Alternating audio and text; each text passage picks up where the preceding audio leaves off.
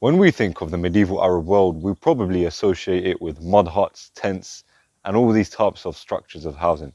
For the nomads, that was most likely to be true, but there was also other housing structures and buildings which I find quite interesting. So let's have a look at housing in the medieval Arab world. Welcome to the Golden Middle Age.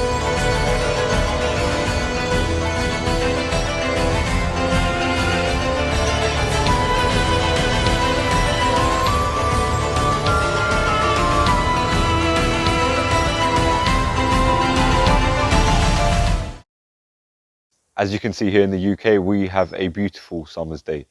It's July and it's been raining for the past week. Nevertheless, let's get into the video. So housing in the medieval Arab and Islamic world had many different structures. There was mud huts, reed huts, multi-story buildings, single-story buildings. So long story short, we can see that there was a wide variety of tenements. As we said at the start of the video, the nomadic population occupied the deserts, and in those deserts were the tents they lived in. The materials nomads used to build these huts and tents ranged from wool, hair, leather, all from the sheep flock they used to own. Also, mud and reed huts were used if there was a lack of wood in certain areas. However, in the major cities, it was much more different. If we have a quick look at the major cities in the Arab world, we can see some good architecture which is very easy on the eyes. I mean, one specific city that comes to mind is Dubai. Yes, it didn't exist in the medieval times, however, there is some fantastic architecture there. And look no further than the Burj Khalifa. Also, other major cities like Beirut, Cairo, Damascus, Amman, all have modern buildings. In the medieval times, as discussed in one of our previous videos, the major cities in the medieval times were Cairo, Damascus, and Baghdad.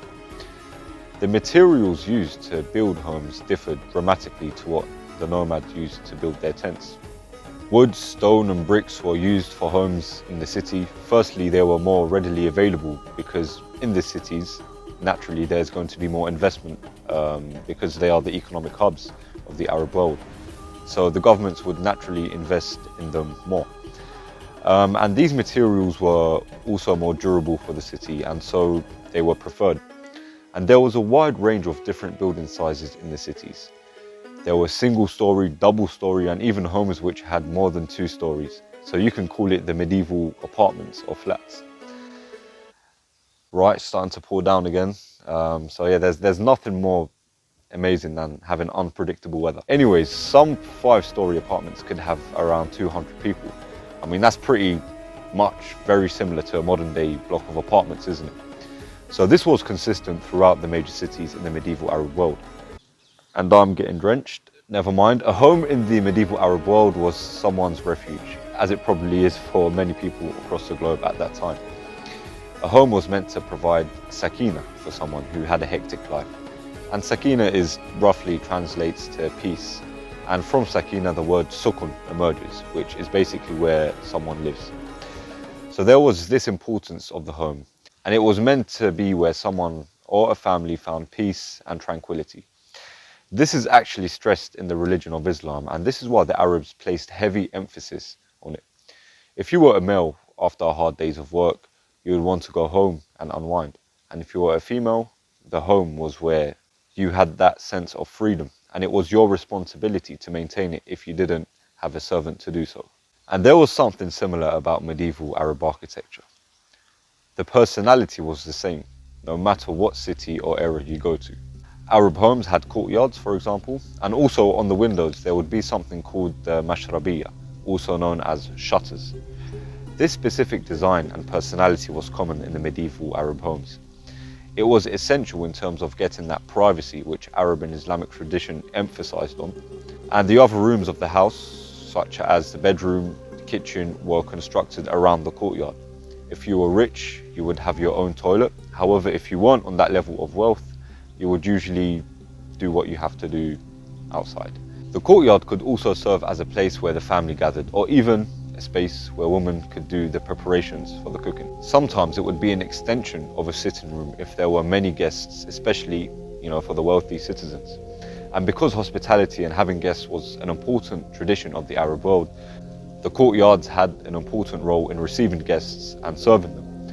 On top of that, because of the hot climate, having a courtyard in the middle allowed air exchange into the house, which kept things a bit cooler. As you know, it was very hot and is still hot in that region up until today. And medieval Arab homes were a reflection of Arab and Islamic values. As we know, segregation is important. So to start off with them, there was always a separate room in the house where females were able to stay when there was male guests. So we can already see that people's habits and traditions reflected how they lived in their homes. While the public areas in the house are for the men, the private and family areas are for the woman. And because there was an emphasis on privacy, the houses were built in a way that it had an inward-looking plan with plain walls to discourage strangers from looking inside. And as we said earlier, the houses had distinctive characteristics. It would usually be designed by having the Hijaz, or the entrance first, or they call it madkhal al-bayt, so there are many different words you could say. Then the courtyard, which we just spoke about. So you would go in and then you'd find the courtyard. And the entrance was, so there was actually two main entrances. The first one, the Hijaz, the main entrance of the house. And once you enter, you'll be able to see the courtyard and the doorway, which is the main external feature of a traditional Arab house. The entrance was designed to open into a blank wall, as we said earlier, to maintain privacy for the family.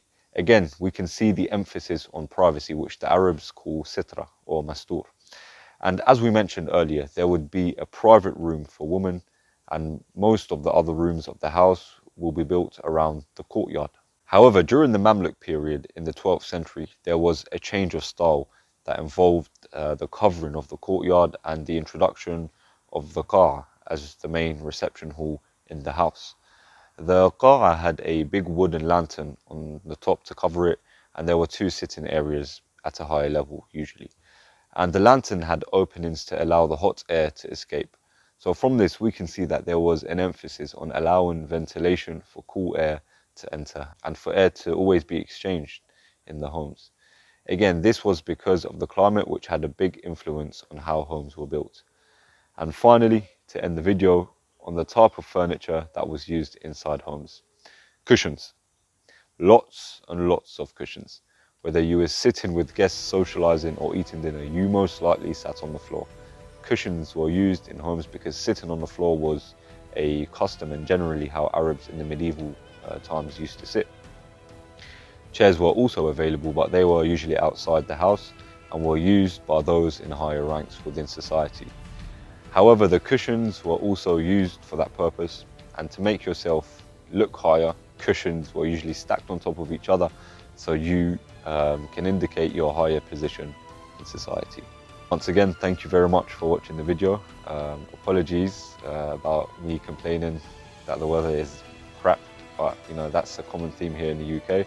If you did enjoy, make sure you give us a thumbs up and subscribe to the channel, and you can also visit us on our social media pages. I'll leave the links in the description below. Once again, thank you.